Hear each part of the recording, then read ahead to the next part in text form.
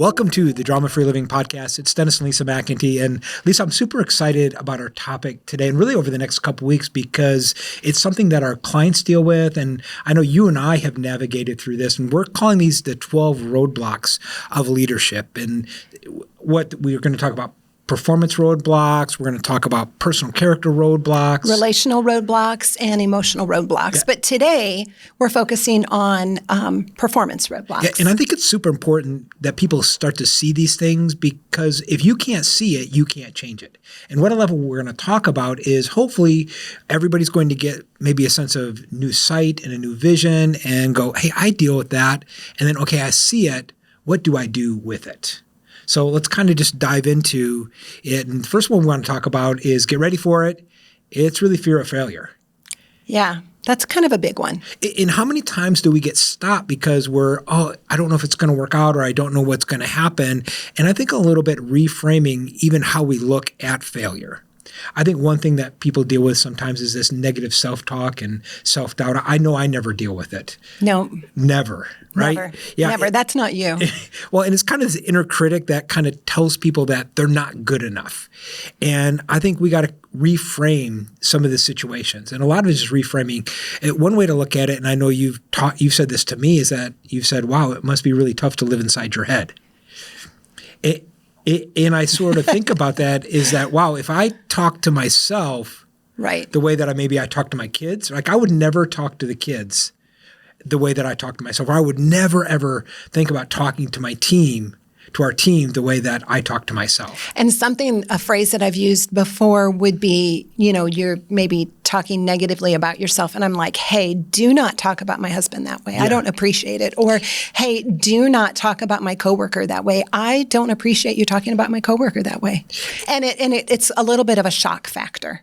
They're like, oh, okay. Yeah, that's true.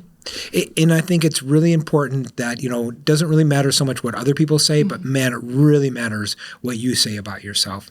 And the truth is that we all fail. And really, when you think about it, failure is just feedback.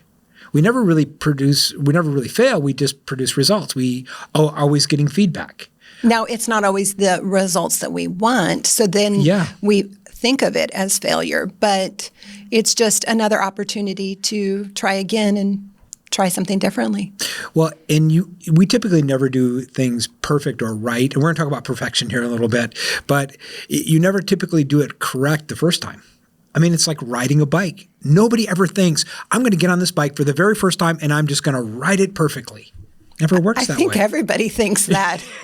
But nobody does it. I don't get on a bike for the very first time and think, man, I am just going to go down the hill and I'm going to crash into the car at the bottom of the hill. Okay. I mean, I know. I think I go into it But you know you're going to crash.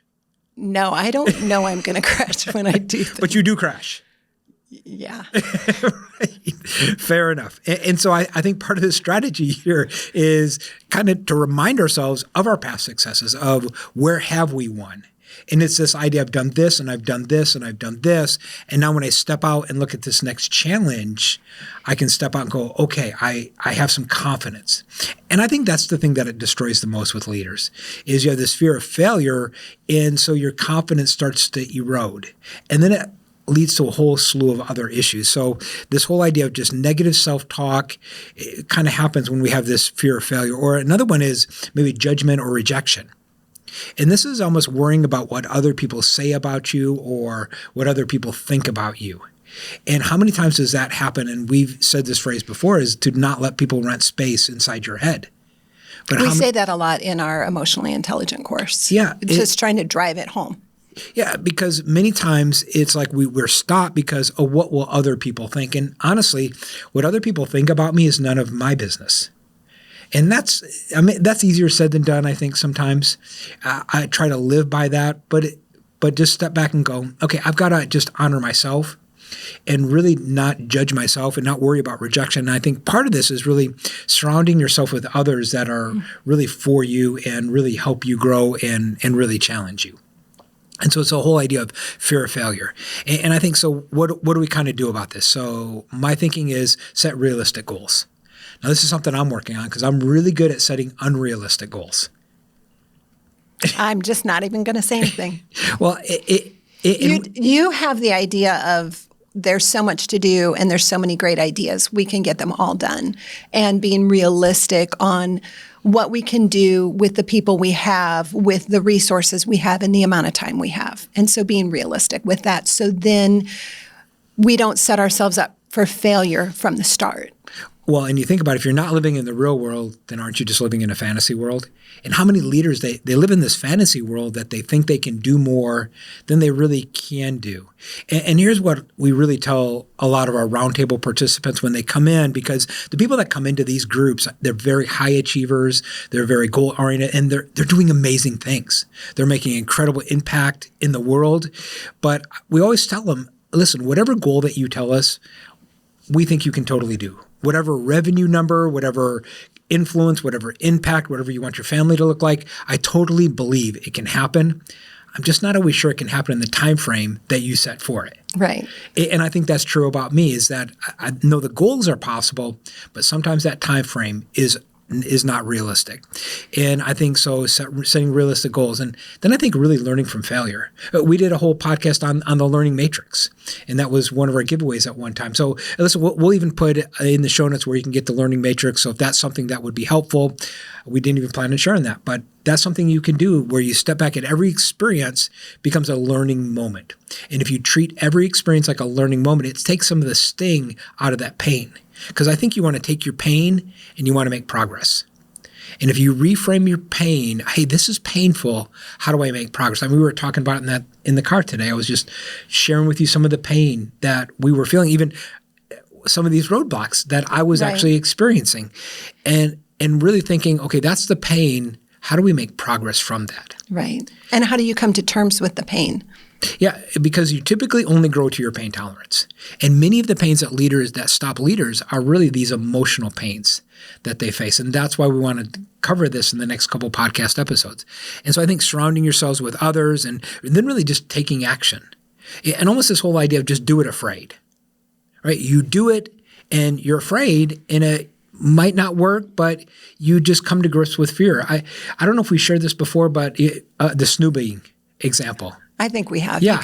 You can share it again. Well, I'll share it again, where we were in Maui, and we're doing this excursion, and they talked about snooping, where they would take us down 20 feet or 10. Well, we went out to go snorkeling. Right. And so they would take us down, and we'd have to put on a little, I don't know what those things are called. I don't know. Like when you're diving, right. The air tank is up on top of the raft. Right. We're very technical in this podcast. And you have the mouthpiece, that you breathe from the air tank. That thing. So just email us, tell us what that thing is, because we don't even know what that thing is.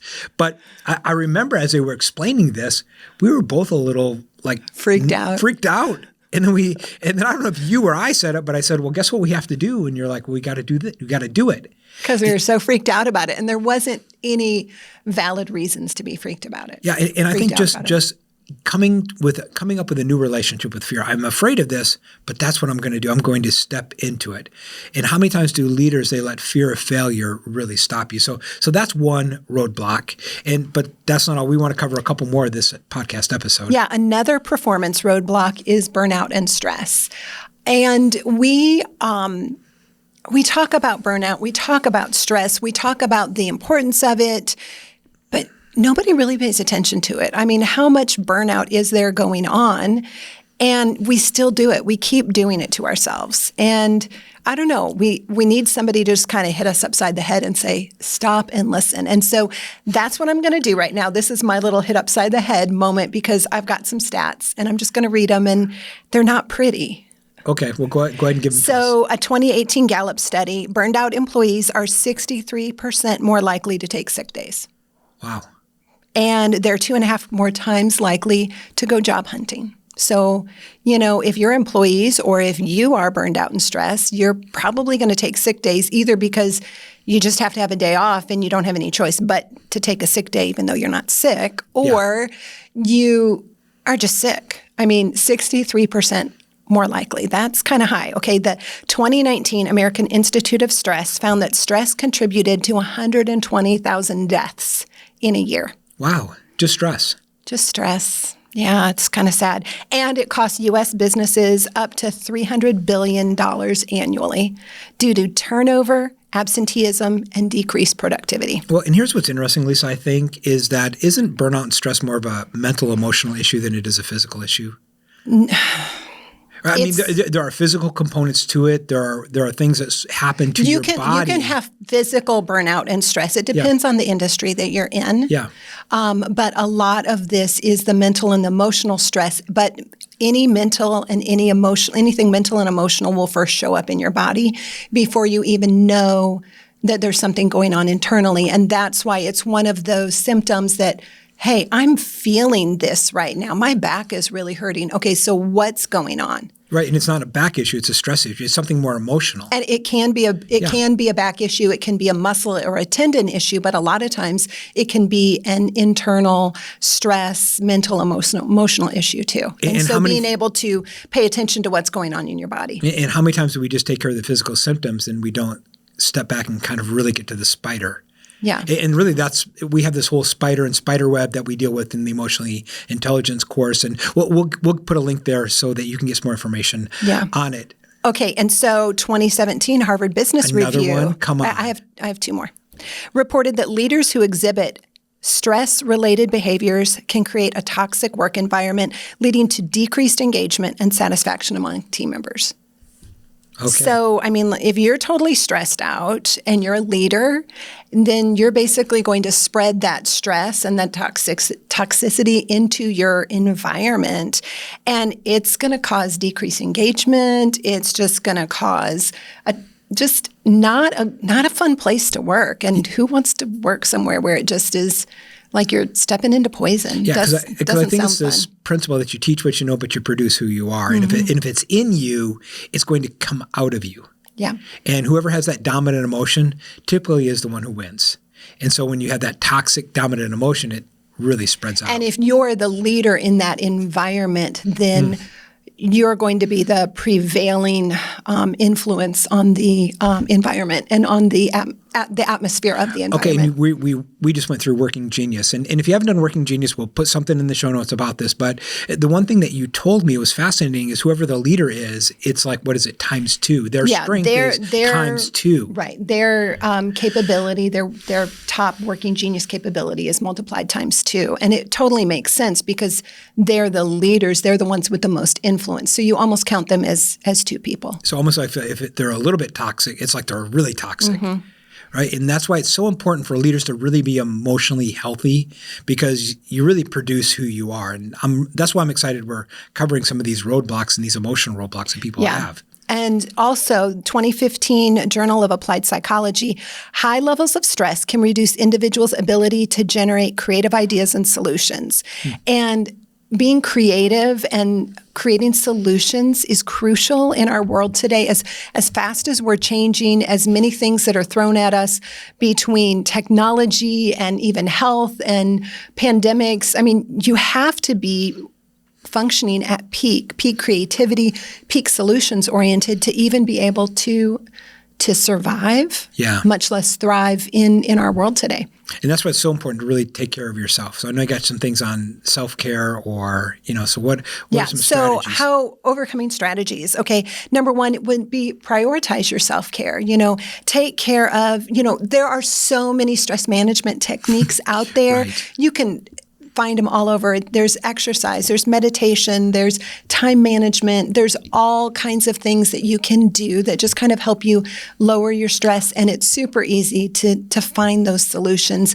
But the interesting thing is the things that work for you may not work for me. And so wait a minute, you mean reading the new Jack Reacher novel does not work? Listen, we will put in the show notes all the Jack Reacher novels. We'll figure it out. Let's just keep going. Let's keep going because that's very stress relieving. That would stress me out. But so if you come upon something that this is supposed to be, these are 6 things to do for burnout, and one of them or 2 of them works, just go to the next website or go to the next psychologist and look and see what they recommend, because for each person, there's different things. There are basic things like the amount of sleep that you're getting and what you're putting in your body as far as eating and daily movement and being outside. Those are things that that they have shown across the board. It really helps. Yeah, but can I just mention real quick, because the best expert on you is you. So you find out what works for you, and only you know what rejuvenates you. Because just for example, Lisa, like reading Jack Reacher novels, that would stress you out. Right? You have different things that you do, and so really knowing you is huge. Yeah. So another thing to overcome stress and burnout would be to delegate tasks when possible, and also set boundaries to prevent burnout. So what time is quitting time? I don't think we do that real well personally sometimes. If you can speak for yourself. I'll speak for myself. I don't do it well.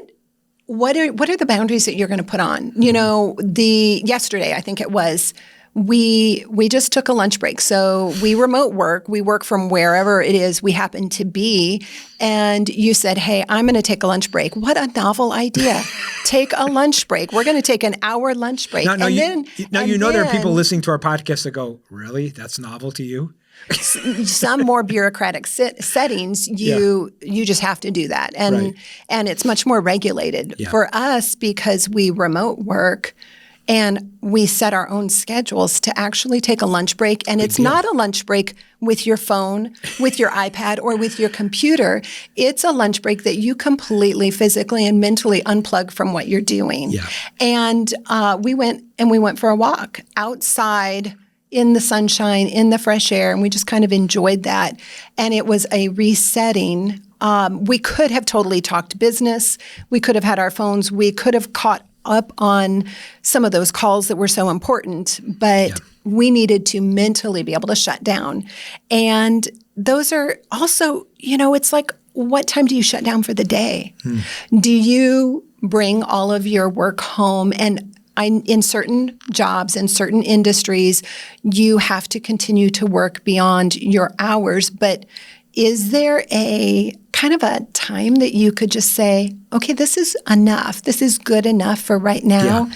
And I'm going to shut it down. But then it's not just closing down your computer or putting away the paperwork that you brought home, but it's actually shutting down mentally and not allowing those thoughts. No, I am not going to continue to stew over that project and those solutions. It's the rubber band theory. If I keep pulling the rubber band, it's going to break. But if I want to bring it back so it can stretch even more. Yeah. Okay. And so another roadblock that we kind of need to deal with for performance would be a lack of empathy.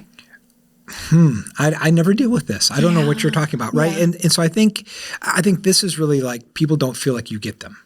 And so this whole idea of lack of empathy and really understanding other people's perspectives, and I think especially sometimes senior leaders maybe deal with this more, is that they can be very dogmatic because they're passionate about their ideas. We were just talking about just recently about how my big sort of pain is that I have so many ideas and I love all these ideas and we're just not going to do all these ideas. And that's painful for you. It's very because painful. They are great ideas, but we talked about it and it's a great idea, but is it for now?